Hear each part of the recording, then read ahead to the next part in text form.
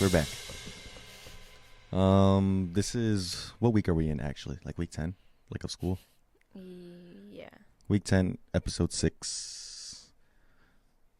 Is that right? Weird. We're in week 10, but like the. But this is episode 6. Yes, this is episode. Yeah, we missed a little bit of time. Why did we miss time? The first week we missed. I think I was because I had work and then. Your fault. Yeah, I mean it usually is, but yeah, that week I had work on Friday and we tried to record Thursday, but I went home because it was my birthday that following Monday. Yes. And then that following week, I was too backed up getting things ready to go to where I went this past week. And then we almost didn't record this. Yeah, we almost didn't record this today because I just got back from Nashville yesterday. Because, yeah, we'll get into that. But yeah, that's why we've been gone. To be quite frank, I don't know how long this episode's going to be. This really could be 10 minutes or it could be an hour. Just depends on how much we want to get into things. So a couple things that I wanted to talk about today in the world of sports. Nothing super new in the world of college sports, so there's not going to be a lot of that talk today. It's more pro sport related news today, aside from what's going on with the Prairie Stars and one other thing I wanted to touch on. But yeah, bro, what have you been up to? A lot. Just school, work, getting my life together. True.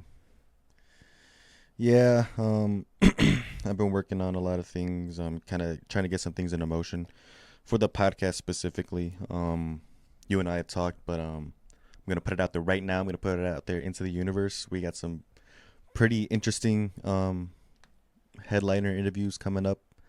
I think that are going to be pretty cool. Couple lawyers, couple people from athletics, couple people within athletics, not necessarily UAS athletics, but yeah, it's things I'm working on. See if we can kind of broaden the conversations had on this program and get some more ears. And I think we've done pretty good so far about getting some different faces and some different voices on. I kind of want to start branching out a little bit from the school. Yeah.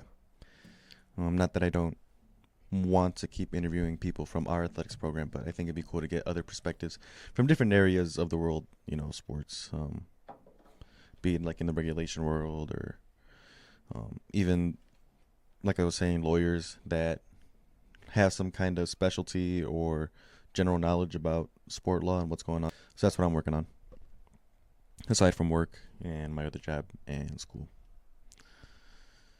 So yeah. I just got tired just talking about it. Yeah. Okay, let's go take a nap. Psych, we got things to talk about. All right, what's going on with the Prairie Stars?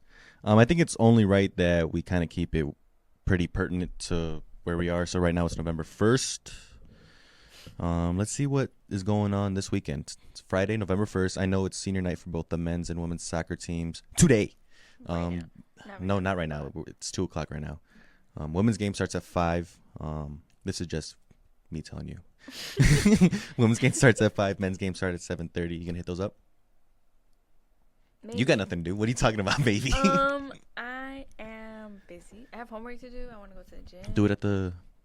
I guess I'll go after the gym. It's right there. Take your homework with you. But yeah, I believe they're both playing Upper Iowa. The Peacocks. See what the boys can do. And just to kind of look at how their season's going and I guess went. The women's soccer team are currently right now, as of November 1st, before this game, are 6-6-3, while being 6-5-1 in GLVC play. That puts them, I think, right outside of. Yep, it puts them right outside of GLVC tournament berth. So tough season. To be honest with you, I don't know how many games there are left. So, and I don't know how many teams go to the playoffs. So, I'm not 100% sure if they still have a chance to make it to the tournament or not. But they're right outside of it. They are. Maybe if they win today. I don't know, because right now they have 1, 2, 3, 4, 5 teams qualified, or that have clinched a berth into the 2024 GLVC tournament. 1, 2, 3, 4, 5. Yeah, so I would assume it's the 4 or those bottom 4, and Maryville, who's number 1 right now, undefeated. Maryville, oh wait, no, they're 11-0-1. Maryville will probably get a bye, so that's how I assume that's gonna work. And so yeah, I think we're out of it. The guys, it's a tough season. Tough first season for Coach Shaw. You didn't go to the games. Yeah, I missed a lot of games this season for all the teams. I mean, I got a second job, so that kind of chewed up my time. But it looks like there's only 4 teams qualified right now, or that have clinched a tournament berth in the GLVC tournament. On the men's side, UND, Maryville, Lewis, McKendree, and then it's Drury right behind McKendree, and then we're right behind Drury. The guys got a record of 4-6-5 while being 4-3-5 in GLVC play. Drury's got a record of 7-5-4 while being 5-5-3 in GLVC play. So, I mean, like I said, I don't know how many games are left, but I mean, if we got a chance, I think these boys got a good they got good heart. I mean, they'll give it a fighting chance if we're given an opportunity to try to play for a tournament berth. Like I said, there's only 5 teams right now that says that have clinched. 5 or 4, bro? You said 5. That's what I'm saying. There's 5 right now on the men's side, but there's 4 right now on the men's side, but there's 5 on the women's. So I think it's 5 total that go to the tournament because you have the 1 seed that gets the bye. See, you confused me. Too many 5s, too many 4s. Sorry. Yeah. But yeah, that's what's going on with soccer. I know the volleyball team are on their way to Kansas City. I was in Kansas City like a month ago. Yeah, like the end of September for something. No, it was middle of September. Conference. Yeah, another conference. That was a law school conference. I think we talked about that on here. But yeah, the girls are on the way to Kansas City to go play Rockhurst. How are they doing? I think I got their record written down. Yeah, the girls actually, they're having a pretty good season. Like I said, this was going to be an exciting team to watch, and they definitely have been. Their overall record right now is 14-7. So they have a good overall record. It's just our record in GLVC play is 4-3, and that matches two other teams, with Missouri S&T being 4-4 in GLVC play. The team right up ahead of us, Missouri St. Louis, is 4-3 in GLVC play, but they are 15-5 in overall record. So I would assume that's what's putting them ahead of us. Nothing yet confirmed for tournament, clinching a tournament berth yet for any of the teams I see right now on the GLVC website. But Quincy right now is 7-0 in GLVC play, while being 20-2 overall this season. So, yeah, we'll see if anyone can catch them. They kind of ran away with it at this point, but I still really love watching this team play. I was finally able to make it out to a game last weekend. Yeah, last Saturday. Yeah, Saturday after I worked. Yeah, I was able to make it out to that game. That was a tough loss. Why didn't you go on Friday? I didn't go on Friday. Why didn't I go on Friday? What was on Friday? Oh, I was busy. I had to get Didn't I work that Friday? Yes. No. No, I don't. I think I just fell asleep or something. Yeah, I did. I fell asleep because I came from golfing. Yeah, I went golfing with Flacco, and I remember I texted Irene that I was sad because she even told Jose that she was expecting me to go be at that game. You almost just punched yourself in the face, dude. Because she told Jose, he was on the sideline, that I was going to be there, and then I guess Jose was looking for me too, and I wasn't there. Damn. Disappointment. No, I'm just kidding. I'm a bad fan. But I made it to the game on Saturday, and I watched, because they swept on Friday, I know that, and then Saturday, it was a tough loss. They went all 5 sets. Yeah. Anyway. Sorry. It's cool. It was fun, though. I like watching them play. They're really good. They're a really fun team to watch. I do get frustrated a little bit. Sometimes I start yelling things from the stands. I start coaching from the stands, And I was able to restrain myself this game, but there were some things I wanted to say. But overall, it's been a fun season, and it looks like they still have a really good fighting chance at clinching a tournament berth, and I believe that they will. And I believe that they'll take it pretty far. They're good. They're going to give a lot of these schools right now that are ahead of us a good run for their money. And yeah. Who did we lose to? Dang, dude, we lost to Southwest Baptist, right? Mm-hmm. The purple school. Yeah, they're 2-6 in GLVC play. That's kind of actually okay. That explains why they were so mad about that one. Not that they're like good competition. Of course, I'm gonna respect all the teams that we play, but to lose to a team that isn't necessarily 100% still fighting. Well, I mean, I think I just looked at their schedule not so long ago. I think they have a good amount of games left in GLVC play. So, I mean, regardless of that, every game matters at this point. So, yeah, that was just a tough loss. So, I kind of wanted to recap a little bit what I did this past week because it was kind of cool.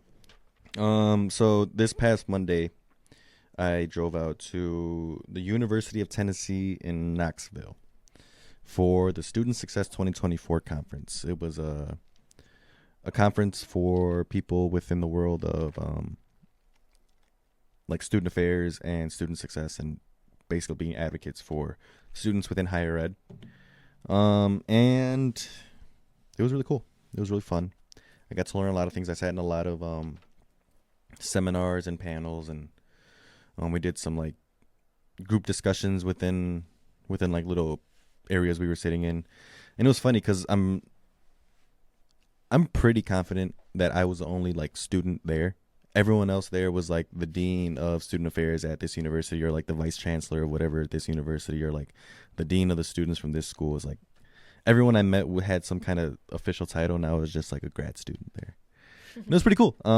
Like it allowed me to kind of provide a perspective that maybe they would have otherwise missed out on, and that is of a student and someone who just recently graduated from an undergraduate program, because there was a lot of discussion mainly on that. There was one seminar that I went to that was specifically about grad school and like the viability of being able to afford grad school for different programs that aren't like a STEM program, because obviously those are going to be your big money making ones. And like a lot of the studies that they have shown that yes, as of recently, people have been gravitating more towards those big profitable programs, like some kind of post undergraduate medical degree, like not necessarily a doctorate, but like a master's in biomedical sciences, or master's in whatever.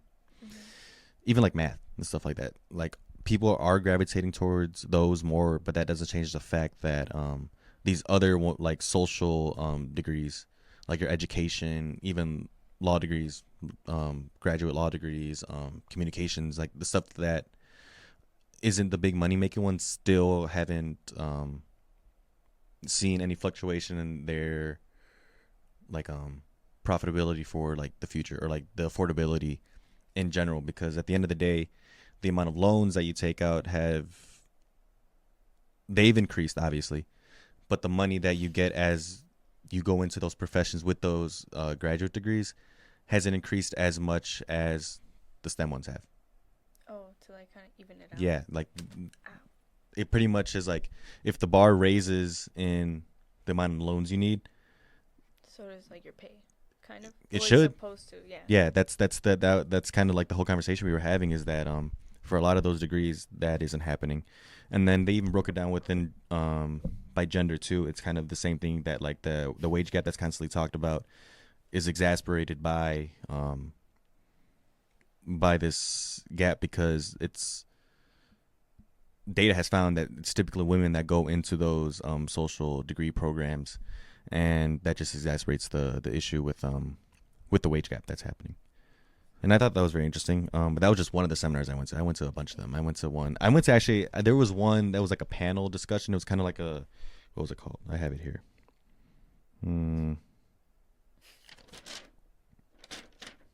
Oh, there was this guy from Harvard, Arthur Brooks. He zoomed in to like a massive, not a massive. It was like a auditorium, and he zoomed in and conducted an interview with the whoever was the representative of. I think it was like the provost for the University of Tennessee, and they were just talking to each other. Like the guy was on stage from the school, and then the guy from Harvard was like on a big projector, and they were just like having a whole conversation with like 100 something people watching. But he was talking about his book that he co-authored with Oprah about happiness, and there's a lot of discussion on what it means to be happy as a student, what it means to like chase happiness, and whether what did he say? Something about like happiness isn't a feeling. I don't know. Like he just kept talking about all Like kinds the of things. deeper meaning of it. Yeah, and then like what it means to like find it as a student, and that a lot of students will come into school happy, but they'll lose their reason why. And to them, once they lose that reason, then the feeling of happiness goes away. And that's what they're like students often try to chase is that feeling of happiness. And really, it's not necessarily have to chase the feeling of happiness. They just have to chase their why again. And I was like, whoa. Yeah. That's what happened to me. And then one of the things too that he talked about is that one thing that colleges could do to kind of help reinforce that is break this trope that college is a transaction, that I put this in, it's going to give me this back. Monetarily speaking, like, oh, this is my investment into college, like I have to do this because and not just the money aspect too, but like the investment into my time, because like I need to do it because it's going to make my parents proud. I'm going to do it because it's going to look cool in front of my friends because I went to college. He says that once we kind of reinforce that college is meant for people to find their why and find their passions in life, and use it as a catalyst to like really make them explore who they are, rather than just something that is like, okay, if I go here, I'm going to get this degree and make this amount of money. If we separate that from it, like obviously that's a part of it. But if we separate that and kind of just remind students that college is really the place for you to find what you love about what you study or what you have a passion in, then I think we can go a long way with improving student happiness. Yeah, you should read his book. I don't know the name of the book, but I wrote down his name, Arthur Brooks. So you can look it up, Arthur Brooks, Oprah Winfrey, co-authored. And then another thing I thought that he was interesting was that he said that on average, it takes, because he's an economist or something like that. That's what his profession is in. He said that on average it takes 3.8 failures for a businessman to finally get it right. And then he brought that into the perspective of a student, and he said that 9 times out of 10. Watch this. This is like this is like a real something that really I was like, ah. He said that 9 times out of 10, when a student is facing some kind of unhappiness or is facing some kind of like emotional stress, isn't because of school. It's because someone hurt them, like someone close to them, someone maybe like a girlfriend, a boyfriend, someone they were talking to, hurt them. But the weight of also going to school is kind of taking the load of that pressure. And 9 times out of 10, students don't realize it's that. And he says that, it takes 3.8 I almost swore. 3.8 mess ups for a businessman to get it right. He also said that he's a proponent of it taking 3.8 heartbreaks to finally get it right in life. And I was like, dang, dude, you're not even wrong, because you face the first one. You say, okay, this is what it's like. I don't like it. You face the second one. You say, okay, this is kind of getting annoying. Why did it happen again? You face the third one. You're like, okay, this is just a part of life. And then the 0.8 is you. And then the 0.8 is like, never mind. I don't care that much. But yeah, I thought that was an interesting point. Dude, are you sure you didn't just like go to one of my classes? What the heck? Yeah. Did you find it? Yeah. What's it called? Build the life you want. Yeah. With Oprah, right? Yeah. Is the cover of the book is like kind of teal? Yeah. Looks cute. No. So back to what I was talking about. So there was another panel that I went to that was called Lightning Talks, and it was like 3 people from 3 different universities gave like quick examples of how they tried to improve like student support on their campuses, and one of them was actually the. Hold on, put a pause. All right, we're back. Sorry, I had to figure out what this person's title was, but one of the speakers was actually the vice president for student life at Maryville. Her name? Rafaela Prang, I think is how you say her last name, but she spoke about different things that Maryville was doing, like partnering with local banks to provide education on financial services and being financially literate. Also, how their school is really not hammering, but kind of a little more adamant on their students completing the suicide prevention certifications, so that, I don't know, it doesn't necessarily make them like mandated reporter like a state employee would, like you and I are. But it's more like certifications that they're able to notice and identify different problematic behaviors, so that they can, be comfortable in seeking help for someone if they feel that they need to. And I thought that was very interesting, the things that they were doing and who they were reaching out to within their community to kind of get support for that. So for that first thing that I said about the banks, they reached out to some local banks within the area, so it's not like a big Chase or BCU or I don't know any other banks. It's not like one of those, so it's like, at the end of their presentation, it's, and then sign up for our credit card. She said it's none of that. Like it's like actual education. Yeah, like the local banks come in and then they teach them about the banking process, loan process, just different things to get them financially literate with some of the things that these students are going to have to face later in life. And I thought that was very interesting. And then I was able to talk to her a little bit about that after her presentation. And I said that, you guys stole our men's head soccer coach. And she was like, yeah, we took Adam. I was like, yeah, I know. I just gave her a look. Yeah.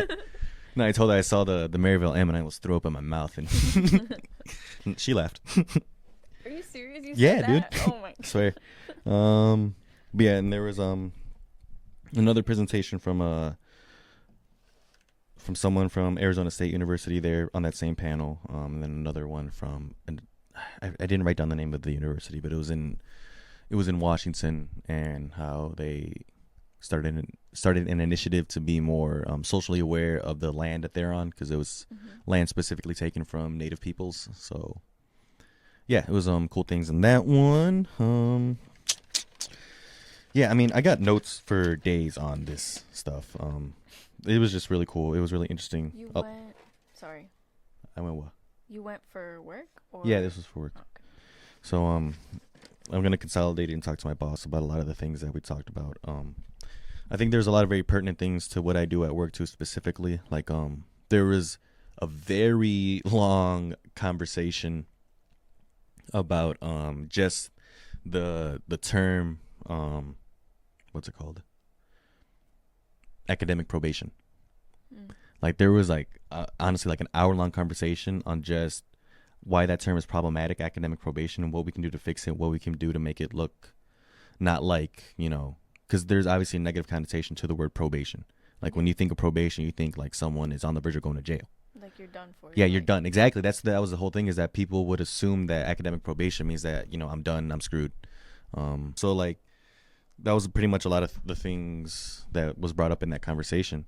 And it was honestly a room of like 75 people, like all segments out within like round tables. But I remember I was sitting with it was a guy that works for like a private company, a young lady that worked for the University of Kankakee, and then so like I was wearing my Bears zip up thing, and she noticed, she was like, "Oh, you're from Chicago?" I was like, "Yeah, the area," but but not really. Not really. And then this other lady, I forget where. I think I wanted to say Colorado.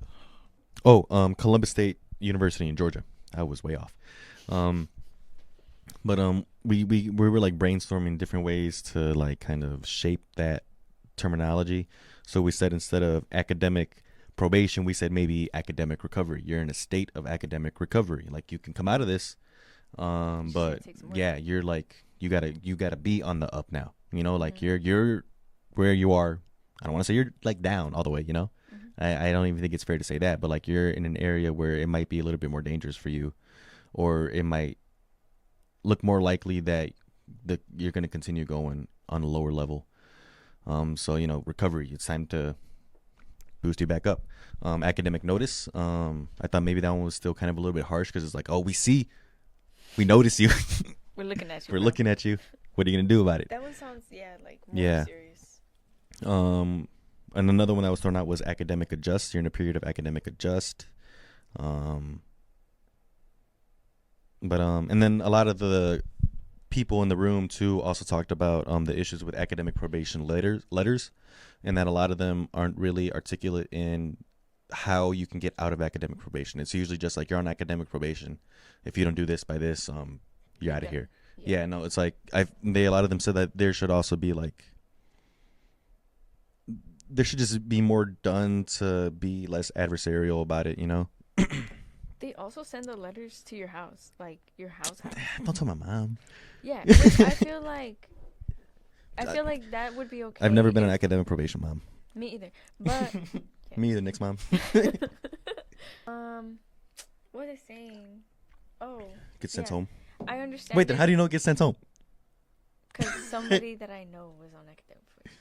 But it makes sense. Like if it's for me, I'm on academic probation. Send it to like the address that is like where I live, like here, right? Because they know I'm on campus. They can see I'm on campus. They can send it there. I check my. Yeah, isn't that like a?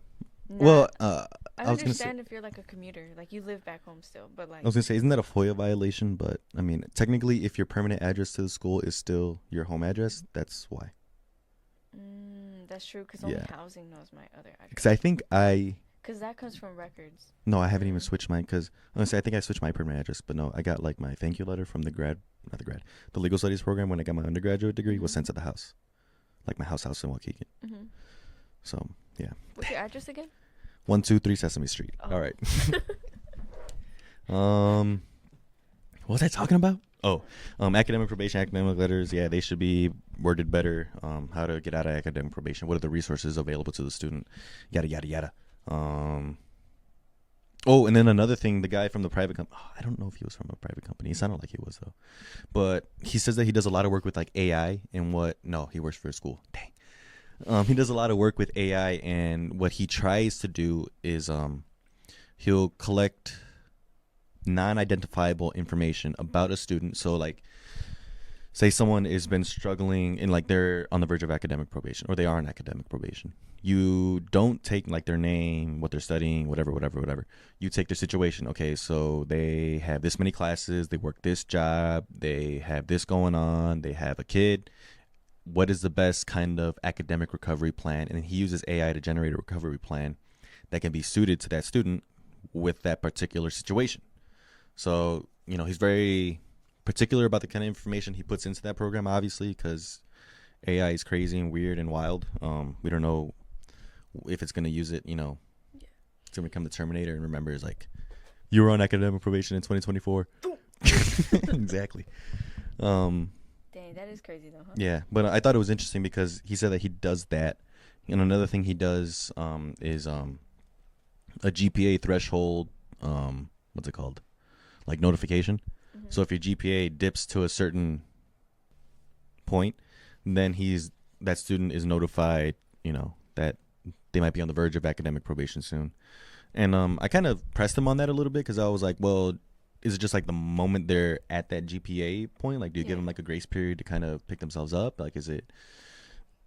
And he kind of just said like, no, right when it happens, we send it. And I was like, But there's also like teachers that will put in like one big grade, but not like your other helpful little grade. Yeah, that was kind of my point. Is that like professors are really bad about grading stuff, and I think we all know that. Dude, my final paper last year for one of still my isn't classes, graded.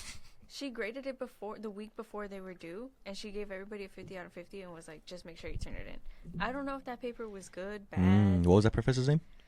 I don't remember. Yeah, you do.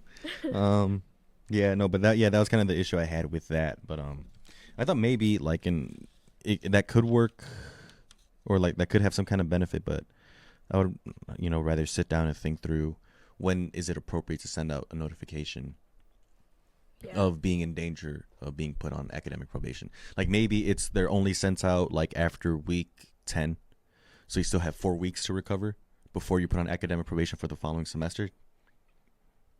Is that a good idea? No, because I feel like at that point teachers don't really, like, they're not willing to work with you as much because it's already the end of the semester. How long is the semester? Isn't it 14 weeks? Yeah, but you're leaving like 1 month, which is just like your final. You're basically wrapping everything up. You know what I mean? Like, unless it's like a math class or something. Like, you're not really, like, for me, I'm already writing my final paper. You're also in grad school. Whew. What was that? I was just like passed out. But you're also in grad school, so I feel like it's different. That's how it was last year too. Senior year for me. At for least, you? At least all my classes. So were with like 4 weeks left in class, professors were already like, "All right, you're on your own." Yeah, it was like. Well, okay, no, but it was like contributing to our final paper. But granted, most of my classes are just like I write a final paper and we spent weeks of research on it. And yeah. And then another thing with that, to that point, of the different kinds of classes, is that universities and colleges should look at what are the classes that are kind of perpetrating a lot of academic probations. Like what are the most common, not maybe programs, but like specific classes that students are struggling with, and how can we bring the support for that kind of class directly to, the students that need it. So like maybe it's adding a tutoring center. Or not the tutoring center, but like some kind of tutoring classroom hours right outside of that classroom, or right before. Yeah. So, yeah. I think I'm going to stop talking about this before, because I could go on all day about what I learned. Dude, that's actually interesting, though. Yeah, it was a lot of cool stuff. Probably going to make a presentation out of this soon. Cool, let me see the presentation. No. But yeah. That's what I did. That's cool, though. Yeah. All right. Bye. All right, see you. No sports today. Just kidding. There's always sports. All right, let's talk about sports. Did you watch any of the World Series games? Yeah, the one we watched on Saturday, and then the Game 5, and highlights of, I think, Game 3 or 4, something like that. Yeah. Well, I thought it was a fun World Series. I'm also a Dodgers fan, so. But did you see? You didn't watch Game 4 then, right? No, but I saw the glove thing that you were. You saw that? Yeah. So I thought that was pretty interesting. So if you haven't seen it, which you probably have at this point by the time this comes out, who was at bat? I forgot who was at bat. But the Yankees were at bat, and the Dodgers' right fielder, Mookie Betts, goes out to try and catch a fly ball that's going into the stands, and it's like reaching into the stands, and he kind of times his jump perfectly. Not kind of. He times his jump perfectly, reaches over, gets the ball like from over kind of where the brick was for the stands. And as he's up there, a fan pries his glove open, grabs the ball, and yanks it out. Yes. But did you see the other guy next to him? Yeah, he was like cheering him on. No, when Mookie was trying to get the guy's hand off of his glove, the other guy went to hold his other hand, so he couldn't do anything with his hand either. Yeah. That was awesome. Actually, was it awesome? Because, like, here's my thing. They said that the guy was allowed to come back for Game 5. Yeah, which I don't think was... Or Game... Was it Game 4? Yeah, Game 5. Because this happened in Game 4. Yeah. They said that he was allowed to come back for Game 5. And I was like, But interesting. I thought they said that he wasn't going to come back, and they gave his seats to, like, some other family. Where did I read that? I mean, maybe that's the case, but I think it's the fact that they allowed him to come back. Because, like, immediately when I saw that happen, too, I was out in, I think, Knoxville at that point. And I was watching the game, and I had some, like, older gentleman sitting next to me. And I was like, oh, my goodness, that gave me flashbacks to Steve Bartman from the Chicago Cubs. And what happened there is the Cubs were at bat. Not the Cubs were at bat. The Marlins were at bat. This was, I think this was the series to go to the World Series. So the NLCS, the National League Championship Series, I think. My memory could be misserving me here. But so the Marlins were at bat. The Cubs were pitching. They were at Wrigley Field. And the ball flies to left field. And I want to say maybe it was Alfonso Soriano. I don't remember. Whoever the Cubs left fielder was at the time runs over, tries to jump up, catch the ball, same situation, but the guy doesn't, like, pry the ball out of his hands. But this time it was a Cubs fan that did it to a Cubs player who was trying to get the out. He kind of bobbles the ball and gets it out of the reach of the Cubs left fielder, and they can't get the out because of fan interference. Mm-hmm. Now, this was kind of like, friendly fire because this was a Cubs fan. Bartman was a Cubs fan, and after that, he was, like, ostracized. He was, like, shunned out of Chicago. Really? Almost pretty much until when we won the World Series. Like, there was, like right before we won the World Series in 2016, there was a lot of talks about how Bartman should be allowed to come back to Wrigley and, like, he should be invited by the family to come back to Wrigley and, like, throw out the first pitch, like, at one game someday. And then as the Cubs started to get, like, a lot better and, like, World Series aspirations really started to get more serious, like, that kind of heated up a lot more. It's like, we need to bring Bartman back. Like, we need to, like, apologize for the years of, trash talk and things that, Chicago fans have said about him because of that moment. And, like, really that moment, looking back on it, in hindsight, a lot of Cubs fans will say this, it was kind of really inconsequential to the actual game. Because, like, they make it seem like that's what lost us the game, but I think it happened in, like, the 7th inning. And I think maybe we were up by a run or we were tied or something at that point. But, like, there were other things that happened in that game where that one out really wouldn't have made a difference. Mm-hmm.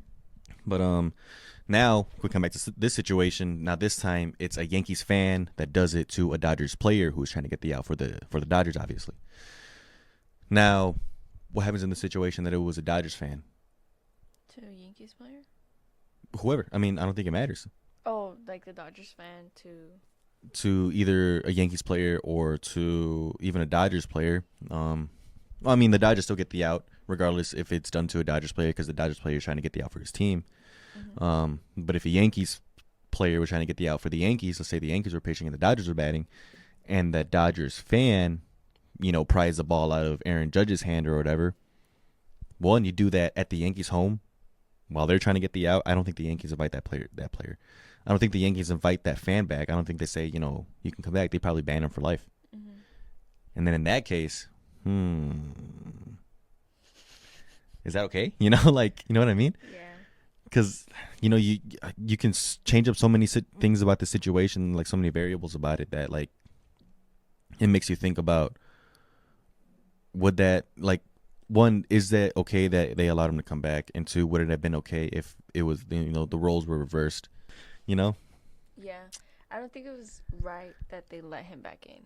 Or, like, invited him back in, I guess. Because I feel like, in general, like, across the board, interference with a game, like, for your own team or the opposing team, I feel like that's, like, no, bro. Like, you're here to watch it's like the equivalent of, like, a basketball player running down the court and you stick your leg out, Like, you would get kicked out. Yeah, you should be at least. He got kicked out during the game. I saw that he was like, oh, I recognize when I'm wrong. So immediately I was like, okay, I was wrong. And then I started walking away. So he left on his own accord? No, I mean, they still kicked him out. Oh. Like, duh. But he was trying to, like, say that he knew he was in the wrong. So he was, like, already okay. So he owned up to it. Yeah. I mean, I was going to say, in his situation, what would I do? Honestly, probably in his situation, I'd get out the way. Like, I don't know. And it's hard to think, what your instinct is in that moment. There's a ball coming at you. I think I think the instinct is to try to catch the ball. I don't know that the instinct is try to open the glove and grab the ball. Like, oh, he caught the ball. Let me get it out of his hand. Like, if I see Mookie Betts' glove in my face, I might be like, whoa, dude, back off. Buy me dinner first. What? Right. Like, there was definitely some kind of malicious intent in doing that. Yeah. Because it's different. It's different if you're trying to catch the ball, like, oh, damn, I caught it instead of like a straight up foul ball. Yeah. But you literally took the ball from him, like, actually physically took it out of his own hands, right? Pretty aggressively too. Like, he pried his hands open. He was like, ah. You ever seen that scene in King Kong where he, like, pries the mouth of the T-Rex open? Do you think I've seen King Kong? No. Anyway, sorry. And then there's a scene in Godzilla. We watched. Remember, like, he's fighting, like, that sea monster thing, and he pries the mouth open. He, like, sprays his fire breath at these. So yeah. I thought that was interesting that happened. All right, next thing.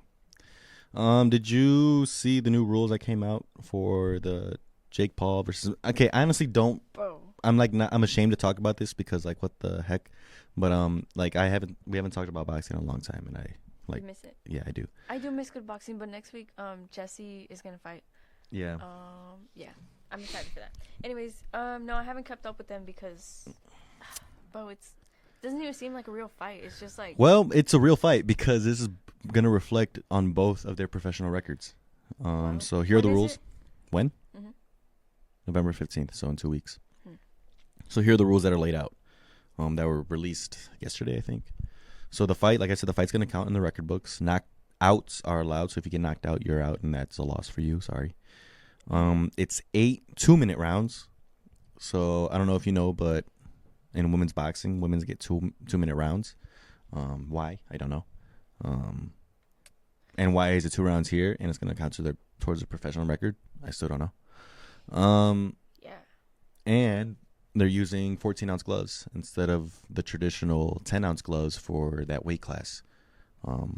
It's more like in boxing, it's the gloves. Like I think this is a really interesting talking point because the gloves have a lot to do with the sport and like the damage that can be done, because typically at like 150 pounds and lower, they will use 8-ounce gloves, and then 150 and up, they typically will use 10-ounce gloves. They're using 14-ounce gloves here, so it's not like they're using pillows, but still, I mean, I feel like there's like they're adding a lot of levels of protection while still saying, no, you can get knocked out, and this is gonna count towards your professional record. Yeah. Yeah, I don't know. I was looking at the undercard. Katie Taylor and Amanda Serrano are gonna fight again. Yeah. Which Is that part 3? Yeah, like 3. Anyways, dude, their fight is literally like a joke to me. I'm scared why. for Mike. I feel like Tyson is like not. He's 58 years old. Yeah, he's 58. Jake Paul's 27. Mike hasn't fought in 20 years. Jake Paul's 27. I know, but he's relatively active still. Yeah, I mean he's a young bites guy. his ear off. Like the last what was the last sparring thing he did was against was it against Evander Holyfield? Who? Mike Tyson. I don't know. It was like some celebrity thing, and like he kind of went like a little nuts. But yeah. So yeah, and I think it, like the glove thing too. Like it also matters, even like the kind of gloves you wear. Like most, like this is just a known fact in boxing. Like most Mexican brand gloves have like softer padding, so it could be a 10-ounce glove, but because they use horsehair and other things, like you can feel it a lot harder. Like it's more dense. So I think that's gonna be something interesting to look at. I will like literally be looking at what kind of gloves they're gonna be wearing, because if Jake is using like some like Pleito Reyes gloves, which are like notoriously stiff gloves, I'm scared for Mike. Yeah.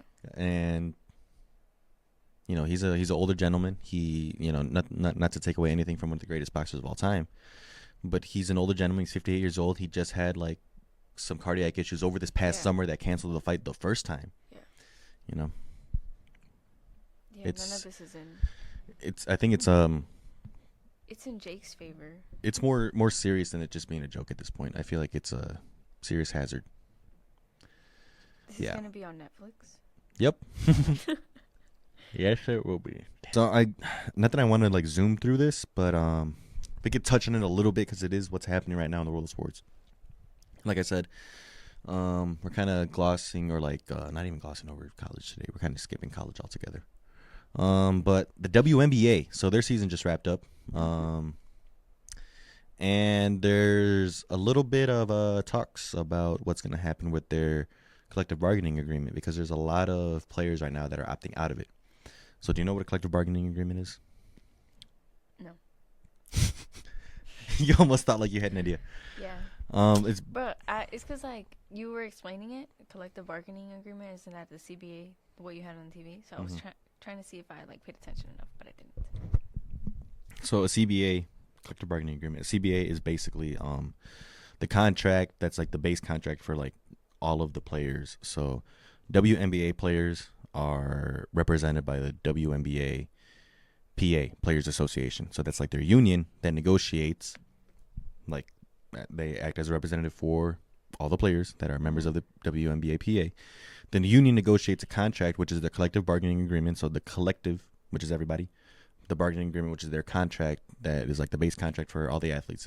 So it creates like the salary caps and like their benefits, how many games, how many away games, how many home games, restrictions on anything like advertisements, which usually actually not stuff like that. That's almost illegal. But yeah, like different like terms of their contracts of employment, like at the base level for every athlete within the WNBA PA. And obviously their salaries will fluctuate based on the contracts they negotiate with their teams. So they are essentially employees of the players are employees of the WNBA, but they negotiate their salaries with the teams. And that's the terms that they agree on that, okay, I'm going to play for you. You're going to pay me this much, but you have to honor all of these things as I am a member of your, overhead organization being the WNBA. So that's how that works. And right now, with like the kind of recent boom in WNBA and women's sports in general, a lot of the WNBA players are using this season, which is the opt-out season, to opt out of this WNBA contract and enter into renegotiation to get more out of this growth within the sport. So one of the things that they wanted to, or like one of the couple of things that we're going to touch on that they wanted to increase was a higher salary cap. And just to put it into perspective, let's do this first. What do you think is the highest paid male NBA athlete yearly? NBA Mm-hmm. athlete? Mm-hmm. Isn't it LeBron or Steph Curry? It is.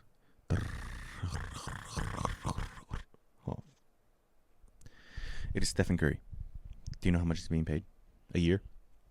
Like Hundreds of millions? Yes. Well, that's like his total His contract. Overall?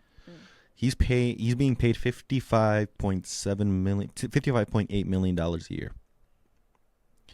Now, in contrast, To the women. do you think you could even give me an estimation on what the highest paid WNBA athlete is getting? Let's see. Like 100,000, not millions. It's like 100,000. Yeah, the women's supermax is only $256 million. $256,000. Who is it? That is Jackie Young of the Las Vegas Aces, and she's not even getting all that. She's getting, well, I think this is for next year, that number that I just said. Mm-hmm. But 2024, she received a salary of $252,000 a year. So yeah, I mean, like literally a fraction of what the number one highest paid player is being paid in the NBA. Mm-hmm. So they want more money. They also want better facilities league wide. I think the thing with not that the WNBA is super new. I think it's like a 20-something-year-old league. But I mean, if you go back to like the original teams, they were starting up with not a lot of resources as kind of like an auxiliary of the NBA. So, there's a lot of, I guess, parity between like teams that started up more recently and teams that were started up way back when it first started. Like playing for the Chicago Sky is a little different than playing for the Las Vegas Aces right now. And like they have brand new facility over there. They got state of the art everything and whatever and whatnot. They're like more developed. Yeah. So the players the players are asking for improvements on these older facilities that maybe aren't up to par. And then also there's been talks about increasing the revenue split. In the NBA, I did a little bit of Googs earlier. I found that the NBA's revenue split with the players is 49-51. So players get 49%. The league keeps 51% of the revenues. Oh, for just the NBA. Everything they make. Yep. Okay. In the WNBA, I found that it was only about 10% beyond what the target goal was. So if the target goal for the 2025 season is, I don't know, $1 billion, after $1.01 billion, only 10% of that $1 is split amongst the players. Obviously, it's not just $1 after. over. Yeah. Not like during and then after you get more. Mm-hmm. Yep. So Messed up. Yeah, it's pretty messed up. But then, so now you got to think about, okay, well, if they want to increase wages and they want to look at what they should be entitled to from the revenue split, well, then I think there's some questions you got to ask. Like, how do we measure the growth of the WNBA in terms of money? Well, obviously, it's easy to do that. You look at how much they made last year versus the year before. And one thing on that I kind of want to diffuse real quickly is this idea that, oh, they're losing money. They're not. Yeah, well, it's not that they're not. They are. But, like, it's a business. Mm-hmm. And, obviously, like we said, it's like a 20-something-year-old league already, but it's a business that's just now booming and that's just now really getting its own legs under its feet. And I mean, any business owner knows that, like, you take some losses to really start making stuff happen. And they're really making stuff happen now with this new CEO or whatever. Oh my God, what's her name? Kathy Engelbart. Yeah, Engelbart. She's done a lot to bring in a lot of revenue to the WNBA that wasn't realized before. Also doing a lot to sorry, I started reading.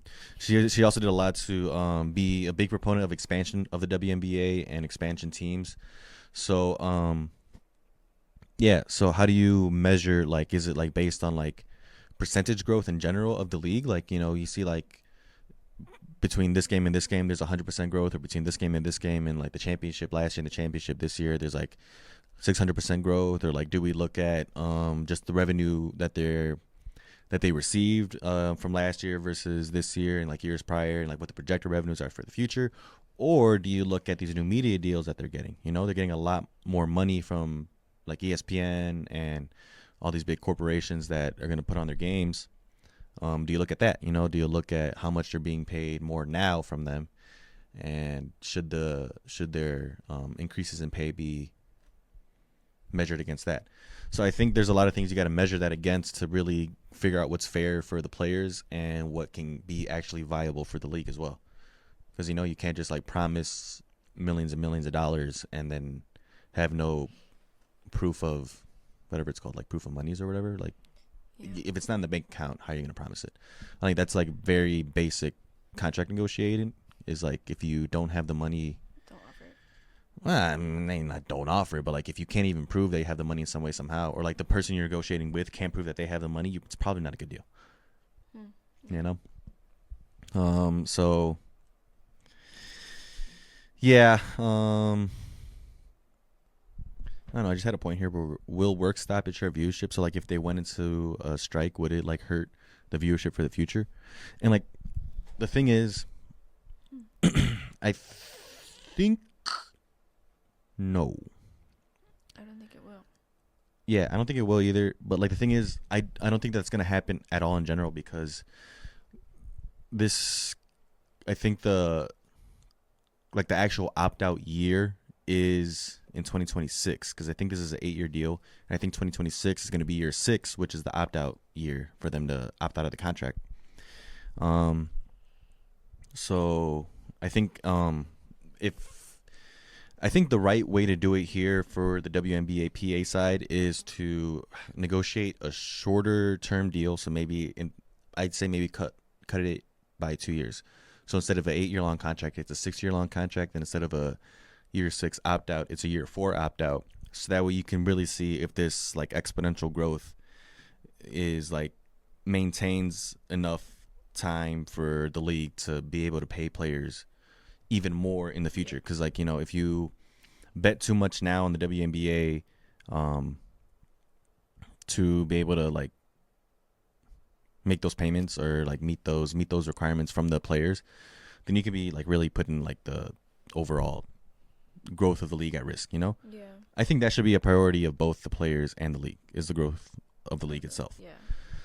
So I think that's the way they do it, is they have a shorter term deal and allow a little bit of more time to play out, to kind of let this bubble keep growing and really see if it's actually a bubble or just like they're actually on top now of being a very profitable organization. And I think that it will within the near future, but if if they shorten it, then I think later on it gives them more room to ask for even more later down the line. Yeah. I mean, that's smart. Thank you. Yeah, you're welcome. But all right, that's all I really had on that. You got anything else? Nada. Well, me either. Yeah, like I said, I got some things lined up. Well, they're not lined up. I'm gonna try to get them lined up. But yeah, that's all we really got today. This is actually a pretty decently long episode. Yeah, but it was like fun. Yeah, it was good talk. Good talk today. Yeah, we'll see you guys next week. Maybe, hopefully.